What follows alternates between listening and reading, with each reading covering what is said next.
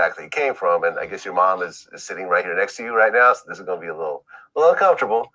But there's a quote that said that your mom liked. You didn't even want to say it. Black dick. I don't even want to say it because your mother's right there. You know what I'm talking about, though, right? We've had several, you got to understand about my family. So my family is very supportive of who I am. My mom read my book and she was like, I didn't know you felt that way, but you are entitled to feel how you feel. And I think there was a lot of things that I said that were very hurtful to her. But the reality of the situation was I could only express how I felt with the awareness I had then. So I didn't really find out a lot of truth to my grandparents until I was about 26. So it's like that's all I knew. And my family has always had a hate campaign against my mother. So your whole life, you're being told your mom's not this, your mom's not that, she's boy crazy, she doesn't care about you, like she doesn't even want to be around. Like when you're having your head filled with those thoughts, what else are you supposed to believe your whole life? So yeah, for a long time, my mom and I were at odds because I didn't understand her. I didn't know why she didn't want to be around. And a part of me resented her. Like, why are we being raised by my grandparents? You know? Yeah. Well, I mean, if it comes from your book, I'll go ahead and just quote it then. You said, my white mom liked black penis more than she loved me. That's how I felt. Yeah. So she was basically chasing after guys while you were still young and felt like she wasn't really raising you properly? I think, yeah. So, I mean, where was my mom? I think the biggest part of like the mommy issue was, this feels like therapy a little bit, but I think the root of it was, I don't want to say it. Ew, like you're the first person to make me cry, but I think it was like, how come I'm not enough? Like, how come you don't want to be around? So that quote was me as a young person trying to understand, like, where are you? Like, why don't you want to be here? And I think when I really trace it back, because I've had a lot of time to reflect, I think that's why with men, like, I would think like they were the answer. Like, if I just would bend and bend and bend and bend until I break, like, maybe I'll be good enough then.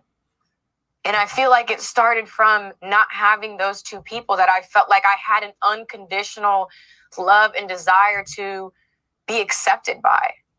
I could not believe I just cried, but that's the truth. I'm just trying to be more in my truth. And if tears come, tears come. Yeah. I mean, unfortunately, no matter how hard we try not to repeat our parents', cycles, it seems like we do. Like I do it myself. Like I look. Yeah.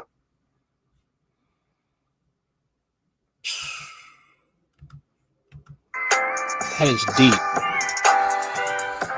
That is deep.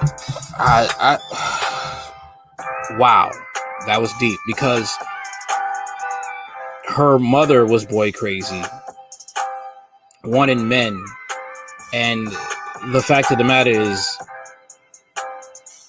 Brittaney's doing the same damn thing. It's like sins of the parent kind of falls on the child too. That was deep, man. It's deep. Brittanny Renner says her white mother loved the black eggplant more than she loved me in Vlad TV interview. Brittanny Renner sat down with the Vlad TV to discuss her life story, which included being raised by her grandparents as a biracial child in Mississippi and her relationship with her mother. Brittanny grew up in Ocean Springs, Mississippi. She said the area was predominantly white, small town. Additionally, the influencer and model was raised by her grandparents at the age of 9 after her grandmother felt her mother was not stable enough to take care of her and her siblings. Although she felt that her home life was very stable, Renner noted that her grandparents were extremely strict and smothering her, which led her to rebel against the rules. So I felt like, for me, not having that freedom is what caused me to rebel. Seeking out drinking vodka with friends, keeping houses, dumb stuff. She continued to talk about her relationship with her parents and revealed she goes to therapy now due to mommy and daddy issues because they were absent during her childhood. For a long time, I struggled with both, and I think it's something you work through, and it's not something you completely heal from with all that trauma. In her book, Renner described her mother as someone who liked the black long pipe more than liking me, and said her grandparents put the idea in her head that her mother didn't want to be around her and her siblings. My mom read my book and she was like, I didn't know you felt that way, but you're entitled to how you feel. I think there was a lot of things that I said that were hurtful to her, but the reality is that I could only express myself based on the perspective I had back then. That's basically that's basically the consequence, man. When we leave our kids or you're a parent that, you have kids in an unstable environment. This is the consequences of it all. All right. And the thing is like, I've dated women who come from these backgrounds, and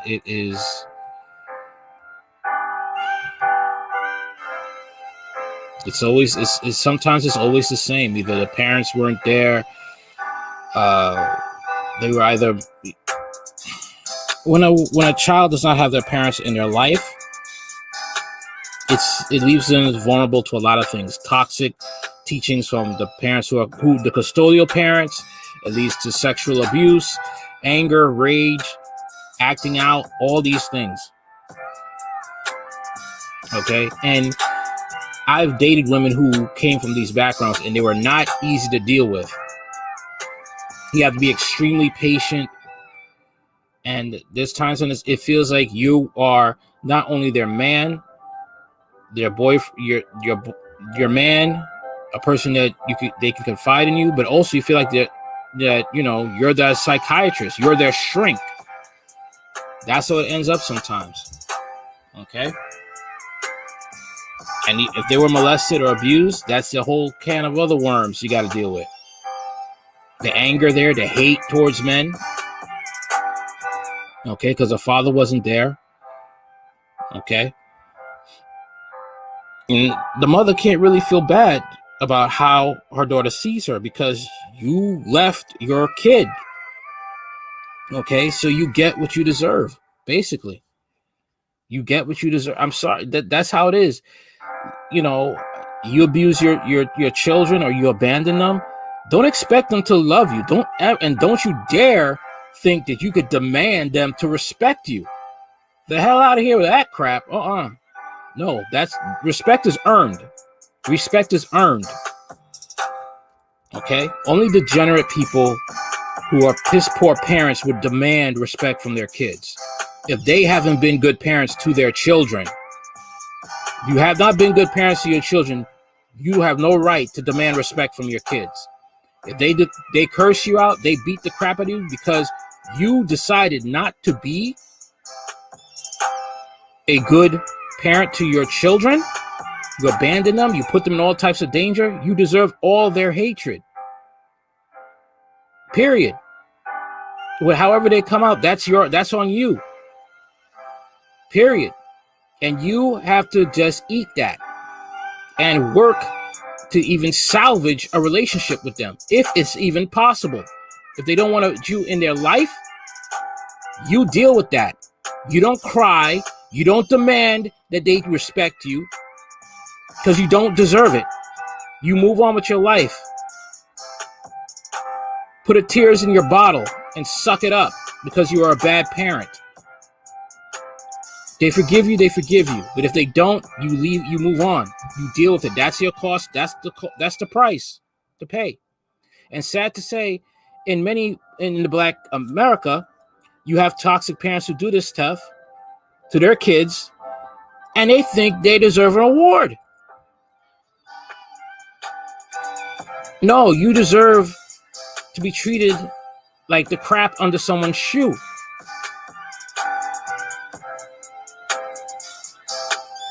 Because men who actually want to do right by these women, okay, they have to deal with this. They got to pick the pieces up if it's even possible. And at times they have to be strong enough, even though it hurts, to say, listen, babe, it's been real.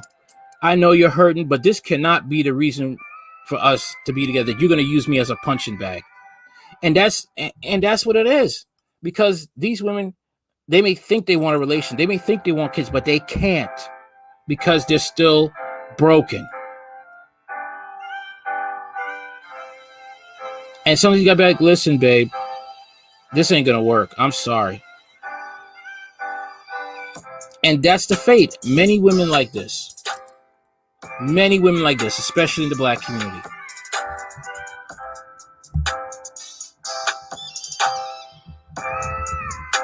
They can't function this way.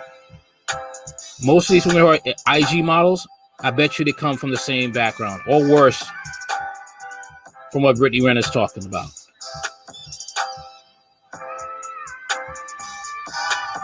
And it's sad. I remember I was in with a chick one time,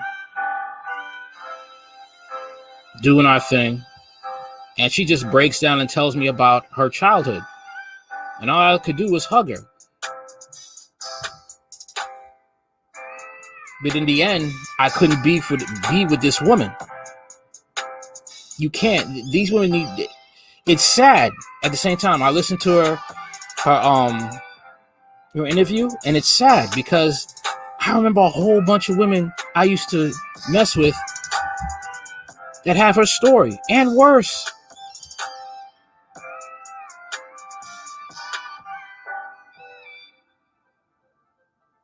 And you see where the defiance comes from. Her mother's the same way. I mean, generational curses is not a joke.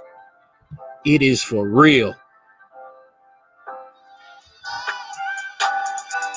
And it is very hard to deal with a woman who comes from these backgrounds. It is not a game. People get mad, but it's the truth. You cannot, it's hard. If you come, you have to be equally yoked in relationships. You can see why this never worked, why her relationships never worked out. She was always yearning for love. And this is the thing too. Women who come from this background, they are always yearning for love. And it's from the wrong type of men. The men could be an utter scumbag. This woman could have been molested, overcame it, get a degrees. And you messing with men that are just bums. I've seen it. I was with a chick like that. Okay. We were still friends after it wasn't going to work out anymore, but she was messing with dudes who were, guys who are convicts, drug dealers, used to beat her, steal her stuff, cheat on her. Still with them, but this is a woman with the degrees. She got degrees. She's with these dudes. At her crib, she's cutting the grass. He and his son sitting down in a lawn chair while she cutting the grass at her place. Brittanny Renner went to go see Colin Kaepernick. Colin Kaepernick didn't send her out, didn't pay for a ticket for her to come see him. She flew out there and then dismissed her, and she had to go back where she came from. She had no respect for herself. If she did, she would not be doing those things. She would not be bragging about banging 24 dudes. Banging 3 dudes in 1 week and caught a yeast infection. All this stems from what her mother used to do.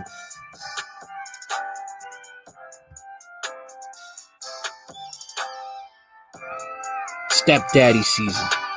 The defiant, the pride is, man.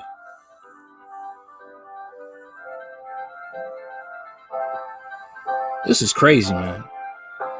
But it's normal, man. It's normal.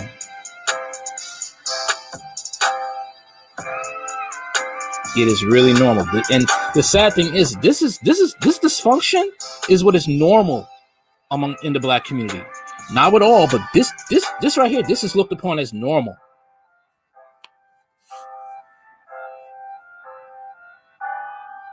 If you come from a 2-parent home, you're not gonna like it. Because it will stress you out, because you are a person that 2 + 2 is 4, and this person 2 + 2 is 47. Because they grew up with the lifestyles 2 + 2 is 47.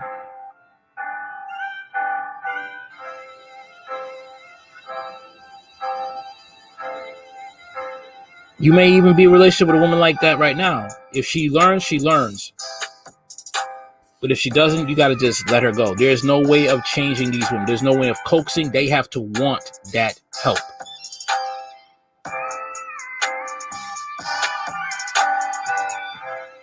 I remember one person talking about that. How she grew up in a home without a father. And there was a man who was patient.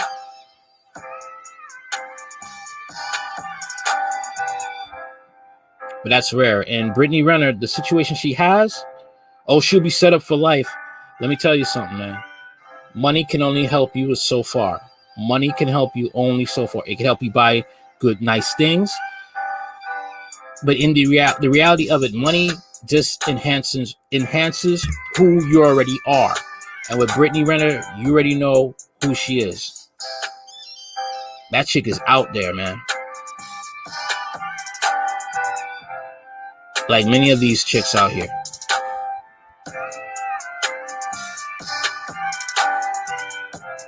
Tell me what you think about this interview.